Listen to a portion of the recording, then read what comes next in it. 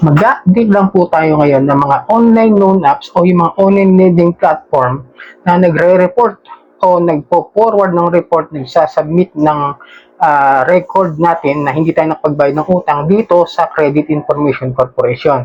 Ito yung mga OLA na loan shark, ano, yung matataas ang interest. Tsaka medyo may mga issue talaga. So sa kanilang mga ginagawang sistema ng pagpapautang at paniningil. Pero hindi lang yun, talagang pagiging loan shark nila talagang as in mababaong ka sa utang. Kaya medyo mag-ingat kayo bago kayo umutang sa mga babanggitin ko ng mga OLA na ito.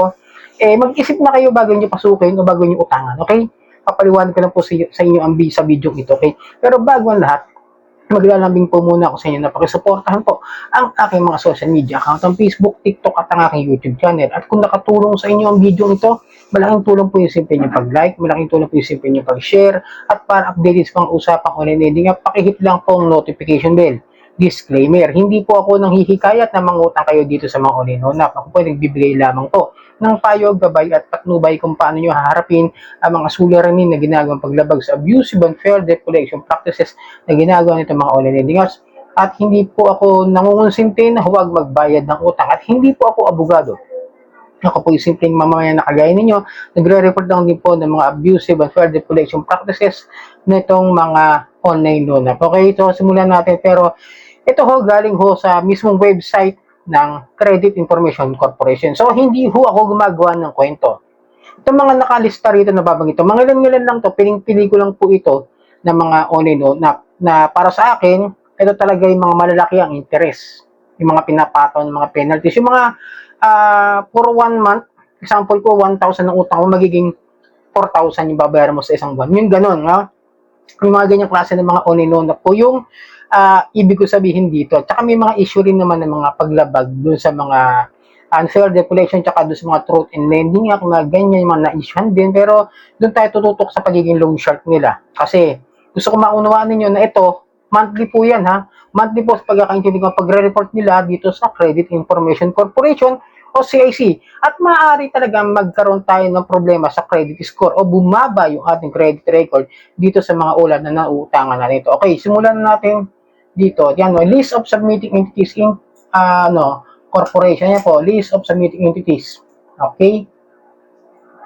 And then, yan po, uunahin ko na po si Cash Express. Siyempre, ang dami talaga nagsasabi na sobra. At ako naman, meron din akong naging loan dyan na 1,500 at umabot na nga po ng almost 8,000 plus yung babayaran ko in just 8 months. Ganun po. Kaya medyo mag-ingat kayo. At siguradong naapektuhan na ho yung aking credit score dito kay Cash Express. Okay? Then, sunod natin itong si Kibiku. Same halos same yung mga yan eh. Yung mga yan, no? Kibiku is same lang din yung style nila ng pagpapautang nila. Then, the Moneycat financing. Medyo ano rin to. Ang nga lang, ito si Moneycat, parang nawawala yata sa Play Store. If I remember it correctly, may sabi lang sa akin nawawala. Pero, ulitin ko pag may utang kay Moneycat, nagre-report din po yan sa submitting entities ng CIC. And ito si Sophie Lending. Si Sophie Lending, tandaan po ninyo, siya po si Finbro. Okay? Yung kasi po yung kanyang lending company, Sophie. Tapos si Finbro is meron pa dyan yung doctors, ba yun? Doctors P, ano yun? Something like that, no? Yung parang pag nag-accept ka, mas malaki yung chance na maka-loan ka, pero mas malaki yung mga pagiging charges ng babayaran mo. Yun lang po yung pagkakaintindi ko. Kasi hindi ko pa sinusubukan maigit sa Finbro, no? Ayoko na muna sumubok ng mga OLA. Then, next natin tong si Fingertip Finance. Si Fingertip, si Big Loan po yan, mga kadyani, no? Si Big Loan po yan na ngayon ay nagbalik sa Play Store. Ilang buwang nawala, kaya sigurado yung mga may utang dito na before mawala to sa Play Store, si Big Loan, malaki na yung sinisingil sa kanila if I will just put it in my mind na kapag nawala sila sa Play Store, tapos may utang kayo, lumalaki ho talaga, tapos hindi ho kayo nakakapag-contact sa kanila or hindi ho sila nakaka-contact sa inyo sa kanilang customer service, no? Medyo mahirap na humbayaran yan, no? Pag yung monthly kasi niya, parang Digido rin niya si Big Loan. Style nila pareho lang, para silang sister company talaga sa galawan. Pati sa pag-home visit, meron ho yan. And then, last but not the least, syempre, si Copperstone Lending Incorporation. Siyempre, sino ba ang online loan app nitong Capstone Lending? Siyempre, number one, si Mocha Mocha. And then, sunod, si Quickla. And then, si Poco Cash. Then, si Blue Peso. Si Peso Forest. Peso Buffet. Taka yung huli, itong medyo marami na nakakautang dito kay Load Cash. Ang dami ko na rin nakikita ngayon. Pero, linawin lang po natin, hindi porket nagsasubmit ng ating record dito sa CICA, hindi na ho tayo makakautang sa ibang mga OLA, sa ibang mga lending companies, sa ibang mga financing companies, at even sa bank. They are just submitting a report na hindi tayo nakapagbayad sa kanila. Pero makaka-apekto ito. Malaki ang impact po nito sa ating credit score o sa ating credit record.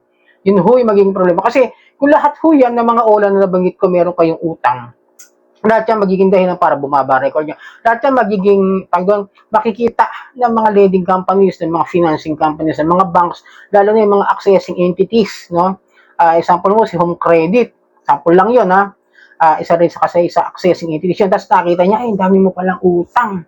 Medyo sasablay kasi si Home Credit, may higpit niya sa yung pag-approve, lalo kung marami kayong utang. Kasi minsan, subukan ko si Home Credit noon, bago ko humiram ng account doon sa kaibigan ko, bago ako nakakuha dyan Home Credit. Pero before that time, nag-try akong umutang dyan kay Home Credit ng cellphone. Nasilip nila na meron akong utang doon dati kay Ihon, no? Kaya sabi ko, paano kaya nila? Ayun, napag-aralan ko, no? Research ko kung paano nila nalaman. Yun pala, kaya pala ng Home Credit na ma-access yung ating mga record doon sa CIC o sa Credit Information Corporation. Kaya sabi sa akin, sir, sabi sa akin ng agent, no, nung sales agent ng Home Credit, sir, meron pa ho ba kayong hindi nabayarang utang? Kasi pagkakita lang niya sa computer, parang may ideya na siya kung saan ako may utang. Okay. Sabi ko naman, syempre, sinabi ko yung totoo na meron pa, pero by that time, last hulog ko na lang yon. Kaya gusto ko sana humiram kay Home Credit. Sabi sa akin, tapusin ko raw muna, baka sakaling ma-approve ako sa pag-apply dito kay Home Credit. Pero, hindi ko na pinilit yon si Home Credit by that time. Humiram ako doon kay Home Credit sa ibang account sa kaibigan ko. Kaya ako nakautang dyan kay Home Credit. Pero syempre, binayaran ko yung account ng kaibigan ko yan. Pero ulitin ko, no, yung mga binanggit ko is kaya makapagpababa ng ating credit score sa ating Credit Information Corporation. So, medyo maging maingat kayo. Ngayon, kung may problema ho talaga kayo sa pambayad dyan, kasi sobrang taas ng ipinapatong ng interest, ng penalties, and charges, di ba? Naiintindihan ko ho kayo, pero just wait.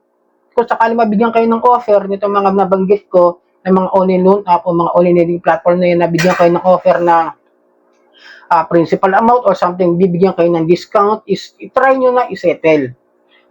Kung kaya nyo na bayaran, kung kaya nyo na ibayaran, may pera na kayo sobra doon sa mga kinikita ninyo, pag-ipunan nyo na lang, tsaka bayaran, okay?